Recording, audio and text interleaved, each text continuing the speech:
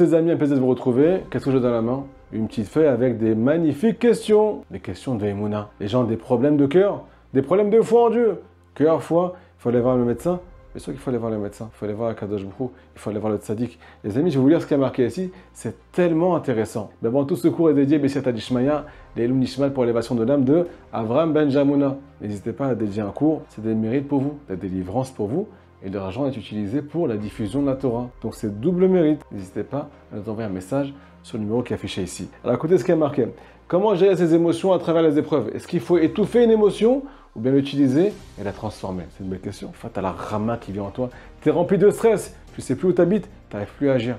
Qu'est-ce que tu fais avec cette émotion? Est-ce que tu viens lui mettre la main sur la bouche ou bien tu viens lui porter attention? Deuxièmement, comment sortir remporter des épreuves? Troisièmement, celle que je préfère comme question. J'ai perdu mon travail où je gagnais entre 15 000 et 20 000 shekels par mois et maintenant j'ai plus d'argent. Je gagne zéro. Est-ce que c'est normal que je suis stressé ou bien ça veut dire que je manque de foi en Dieu? Je suis descendu du ring, que je suis ce qu'on appelle dans le mauvais chemin. Les amis, avant de commencer ce cours, j'aimerais qu'on se mette un petit peu en question et qu'on prenne un peu de recul. C'est quoi la Emouna? Hachem attend de toi que tu sois sans sentiment, sans émotion, ou bien c'est complètement normal? Je te rappelle une petite histoire.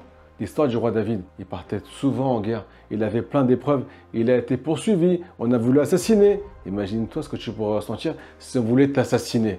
Tu sors plus de chez toi, tu as la ramasse, ainsi de suite. Qu'est-ce qu'il faisait David avant de partir en guerre? Nous dit le Zohar Kadosh, il se lavait avec la Emouna en Hachem. Ça veut dire quoi? Ça veut dire qu'à la base, la tête, la pensée, elle est sale. Le cœur, les sentiments, ils sont remplis de saleté, les amis. On vient se laver avec la Emouna avant de partir et de rencontrer une épreuve. Qu'est-ce que ça veut dire? Nous dit Rabbi Nachman de Breslev, une vraie épreuve, selon Akadosh Baruch Hu, selon la Torah, c'est quand on te vole ta Emouna. Tu n'as plus rien dans le ventre, tu n'as plus rien dans le sentiment. Tu as écouté des milliards de cours, sauf que quoi, on te l'a enlevé. Si tu la ressens, c'est pas une épreuve. Si on te l'a enlevé, maintenant tu es éprouvé pour prouver qu'est-ce que tu as dans le ventre, qu'est-ce que tu vas faire maintenant.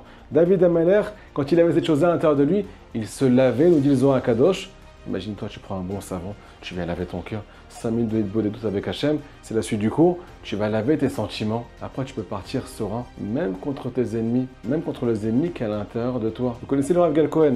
Il raconte à tout le monde, il n'a pas honte et il a raison de ne pas avoir honte. Et moi aussi, je vous dis la vérité, on est tous stressés de la vie des fois, c'est normal. Qu'est-ce qu'on fait dans ce moment-là? Le Rav Gal Cohen, il dit à tout le monde qu'il prend environ 15 et 20 minutes quand il a un coup de rama. Il s'assoit avec lui-même, avec le Chovot Alvavot, c'est un livre de Emouna et de Pitachon, et là-bas, il répète les phrases qu'il a déjà étudiées des milliards de fois. Qu'est-ce que ça veut dire? Même le Rav qui parle que de Emouna, il a des problèmes de Emouna? Oui. C'est normal d'être stressé, mais ça ne veut pas dire qu'on est des gens qui n'ont pas de foi en Kadosh Baruch Hu. Tu n'as pas eu ton travail où tu gagnais entre 15 000 et 20 000 shekels, c'est normal que tu as mal au ventre. La question, c'est qu'est-ce que tu vas faire avec ces émotions? Deuxième partie du cours. Qu'est-ce qu'on fait quand on a une émotion qui est forte à l'intérieur de soi? Est-ce qu'il faut l'étouffer ou bien il faut lui parler à cette émotion? Il faut la transformer, ce qu'on appelle proximité avec Hachem. Pourquoi Hachem te prend la tête? Pourquoi il te prend le cœur? Pourquoi il te vole ta émouna? Pour que tu sois un petit peu perdu et que tu viennes le retrouver après avoir été perdu. Comment tu vas faire? Je te dis la vérité, ça dure 5 minutes. Je te raconte une histoire personnelle maintenant. J'ai été beaucoup éprouvé dans ma vie moi aussi. Et ça ne s'arrête jamais, merci mon Dieu.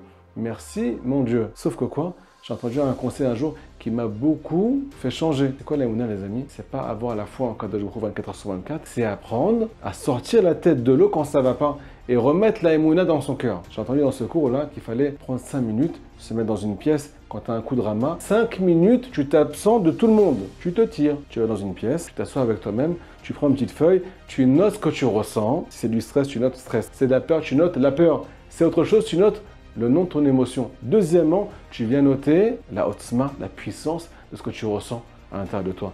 Des fois, tu crois que c'est la fin du monde. Tu n'arrives plus à respirer, tu es étouffé, ainsi de suite. Rasera. Peut-être que non. Peut-être que, en fait, si tu prends un peu de recul, sur une échelle de 1 à 10, tu n'es pas à 11 dans l'émotion, tu es à 3. Des fois, tu es à 4, des fois, tu es à 6. Mais quand tu prends conscience de ton vrai niveau dans l'émotion, tu peux commencer à prendre du recul. Troisièmement, c'est le plus important, c'est ce qu'on appelle maintenant, pendant ces 5 minutes-là, venir parler à Kadosh Baruch Hu et lui dire à haute voix, comme dit Rabbi Nachman, la parole, la discussion avec Dieu vient réveiller la Emouna qu'il y a dans le cœur. C'est un passage dans Télim. Et Manti qui a d'Aber. Pendant ces 5 minutes-là, tu vas dire à Kadosh Baruch Hu, j'ai confiance dans les 13 attributs de miséricorde. Toi, tu es appelé dans la Torah Avarachamim. Tu es le Père de la miséricorde. C'est toi qui as mis la miséricorde dans ce monde. C'est toi qui l'as fait naître. Si c'est le cas, je n'ai aucune angoisse à avoir dans mon cœur. Nous dit Rabbi Nachman, deuxièmement, quand on t'a pris ta émouna, c'est ça la vraie définition de l'épreuve. Rappelle-toi de la plus grande preuve qui existe, que Hachem te veut du bien et qu'il est avec toi. Et la plus grande preuve, c'est toi, c'est ta vie. Un aveugle, sur qui il s'appuie? Sur son bâton pour pouvoir marcher. Un juif, sur qui il s'appuie pour pouvoir marcher et continuer sa vie, même dans l'épreuve, il s'appuie pas sur son bâton, il s'appuie sur lui-même, sur sa vie, sur son passé. Combien j'ai souffert et combien après ça s'est arrangé. Combien Hachem a prouvé qu'il était avec moi quand je me suis mis dans ses bras et que j'ai pas pris la fuite. Les amis, si on prend à chaque fois ces 5 minutes, à chaque fois qu'il y a une rama qui monte, on s'éloigne de tout le monde, on met une petite musique, on vient répéter ces paroles de nombreuses fois, on vient les partager de nombreuses fois avec Akadosh Baruch Hu. Qu'est-ce qui va se passer? À la fin, cette épreuve-là, elle va faire que tu vas fuir vers la vérité, vers celui qui te l'a envoyé. Tu vas te rappeler de qui il est et de qui tu es et de qu'est-ce qu'il attend de toi. Tu vas sortir renforcé de cette émotion parce qu'elle est née à l'intérieur de toi. Sauf que quoi? Tu dois lui mettre un nom pour qu'elle ne te dérange plus. Tu dois la cadrer. Tu dois lui mettre une note pour qu'elle arrête de t'étouffer et que tu prennes du recul.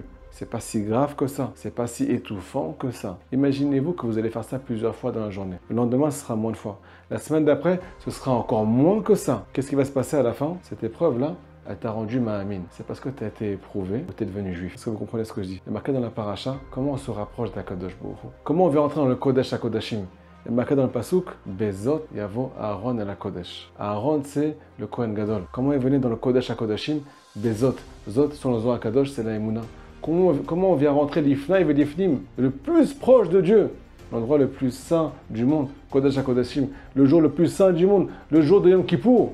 Comment Aaron est rentré là-bas? Que avec la Emouna. Je dis à Rabbi Nathan de Breslev, même les gens qui ont des notions de Kabbale, même les gens qui sont des érudits en Torah, tant qu'ils n'ont pas la foi en Kadosh Baruch Hu, ils sont dans le décor, ils sont en dehors du ring. Celui qui vient s'appuyer sur lui et qui vient se reposer dans ses bras et se remettre en question sans se stresser. Celui-là, il a ce qu'on appelle la porte d'entrée. Après, automatiquement, la sagesse et la compréhension va venir automatiquement. Shabbat shalom mes amis, partagez ce cours au maximum. À très bientôt.